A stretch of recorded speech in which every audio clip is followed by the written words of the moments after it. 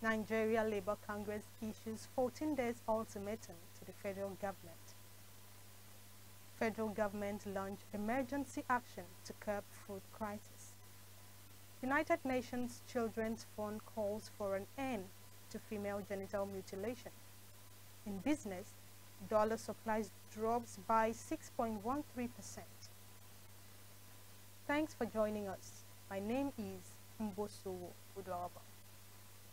The Nigeria Labour Congress and the Trade Union Congress has given the federal government 14 days ultimatum to implement the 16-point agreement that was reached on October 2nd last year. The ultimatum was issued in a statement jointly signed by the NLC President Joe Ajaero and the TUC President Festus Osifo in Abuja. According to the statement, the ultimatum takes effect from today, 9th of February 2024. Meanwhile, the federal government has refuted claims of breaching the agreement while stating that they will continue to prioritize the welfare of workers. The Minister of Information and National Orientation, Alhaji Mohammed Idris, has urged the union to embrace dialogue. Speaking further, the minister noted that the government usually keeps to their promises. He also encouraged the unions to refrain from going on strike as it is of no national interest. According to the statement, the NUC and the federal government had signed a 16-point agreement last year, but the union stated that the federal government has not kept to its promise, hence the reason for the ultimatum, as that is their last resort. Moving on, due to the food crisis in the country, the federal government has rolled out measures to ease the economic hardship facing the country. The federal government has released 100,000 tons of food items in order to curb the food crisis in the country. This was made known by the Minister of Information and National Orientation, Mohammed Idris, in Abuja. According to the minister, the president gave the directive during a meeting of the Special Presidential Committee on Emergency Food Intervention. The minister further stated that the government plans to bring down those deliberately hoarding foodstuffs with the intent of creating artificial scarcity in order to sell at higher prices. Idris noted that the government are already putting up necessary measures to ensure that food becomes available to all Nigerians. And away from there, the Inspector General of Police, Kayode Egbetogun, has stated that 172 kidnapped cases were recorded across the country in the past 7 months. Egbetogun stated this at a news conference held at the force headquarters in Abuja. According to the IGP, 107 victims of kidnapped were rescued by the police, while 166 firearms and 41 vehicles were recovered in the last 7 weeks. The IGP further noted that substantial progress has been recorded and significant strides have already been made in maintaining law and order, combating criminal activities like kidnapping, armed robbery, banditry, and insurgency. Egbetogun further noted that the Nigerian police force remains committed to protecting lives and property and are working actively to address the security threats facing the nation.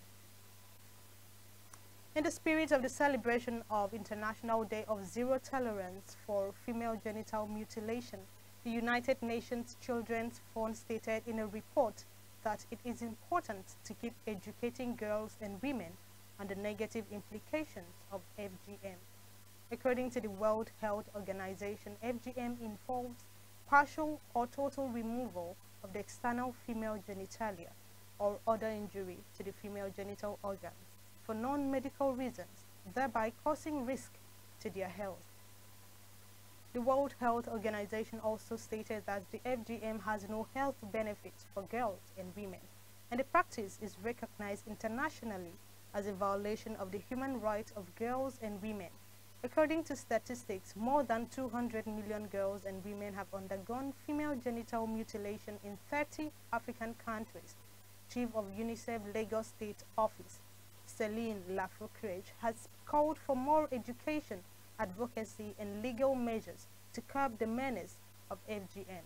According to her, there is a need for increased awareness about the detrimental effect of FGM and to promote alternative cultural practices that respect the rights and dignity of girls.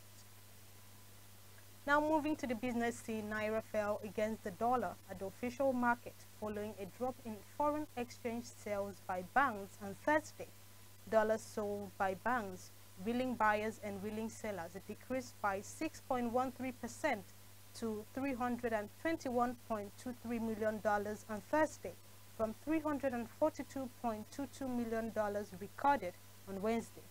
According to data from the FMDQ, after trading on Thursday, Naira depreciated by 4.10% as the dollar was quoted at 1,400 Naira, weaker than 1,418.78 Naira quoted on Wednesday at the Nigerian Autonomous Foreign Exchange Market.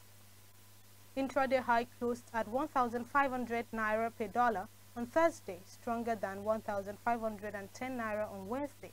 Intraday low weakened to 946.82 Naira per dollar as against 896.28 Naira per dollar closed on Wednesday. A report from FSDH Research stated that the money market on Thursday, the Nigerian Treasury bill secondary market, concluded on a negative note, witnessing a surge in average yields across the curve. That is all on the news. Kindly follow us on all our socials. My name is Mbosowo Global. Thanks for watching.